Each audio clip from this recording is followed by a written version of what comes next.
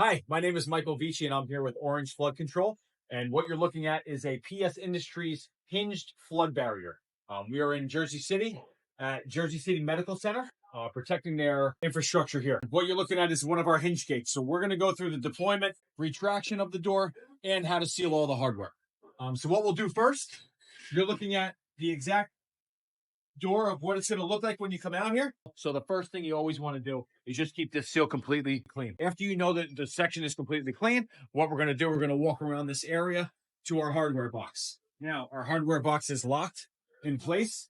They didn't want us to put a padlock on it because this door is so easily accessible to all the staff here with the loading dock access. So we just threw a small carabiner on here just to prevent anyone from closing the door when it's not supposed to be closed, okay? Keeping the door from swinging open.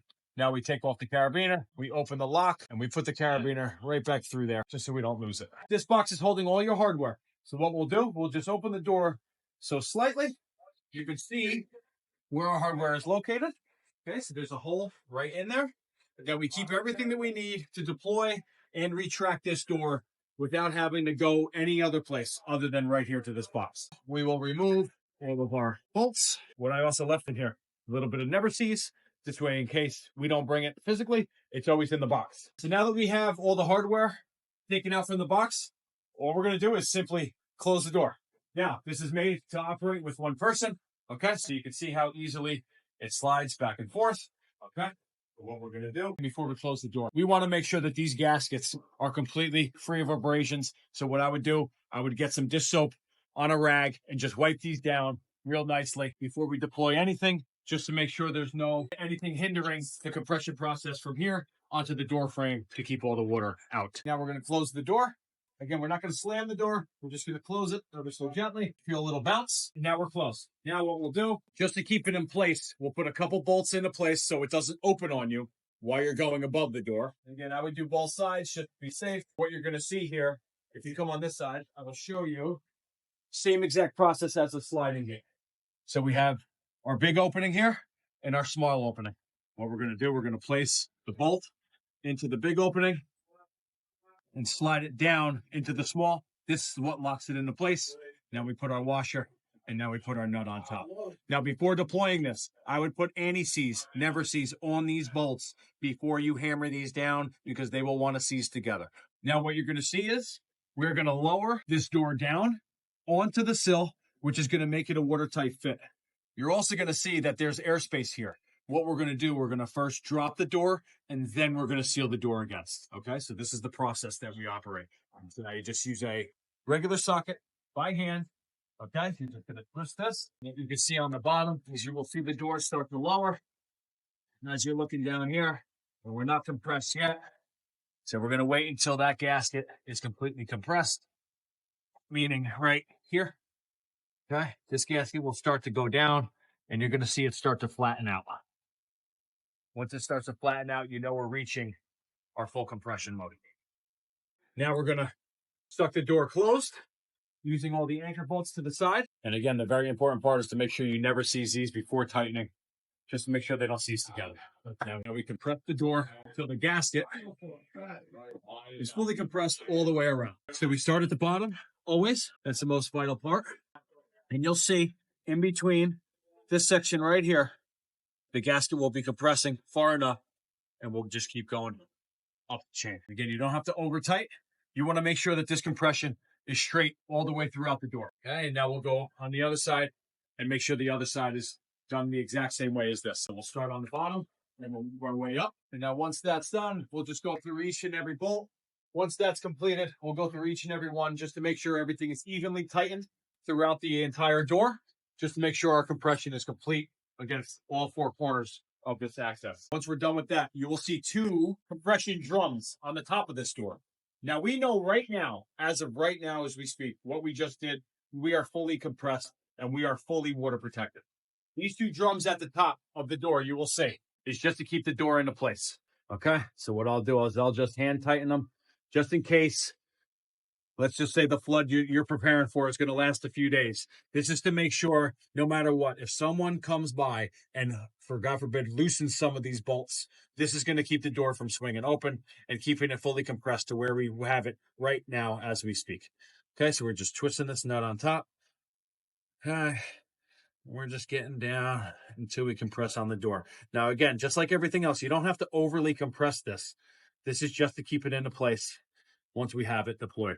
Okay, we're just gonna go over the top of it, just tighten it up. Okay, and again, I'm pretty tight right there. Okay, and that's as far as I need to go. And we're gonna do the same thing on this side. Okay, so now we have our fully deployed PS Industries flood barrier, and now we're gonna retract the deployment of exactly what we just did. So we're gonna start at the top and work our way down. All right, so we're gonna start at the top level, loosening up those drums that we tighten to keep in place. We're just gonna loosen these up, just so we don't hit the door once they're up in the air. So we'll just twist these as far as we can, and without going too crazy, just so they're out of the way of the door, fully functioning. And now we will start our retractment of our hardware here, and we're just gently loosening everything off. What I would do, I would keep these not fully secured on here to make sure that they don't go anywhere. And once they're removed, we put them right back into the hardware box. And we will never see these before we put them back in the hardware box, just because you don't know who's going to be doing the deployment. We want to make sure that it's fully prepared for the next time before we come back out here. So this way we have the grease on there, the anti-seize.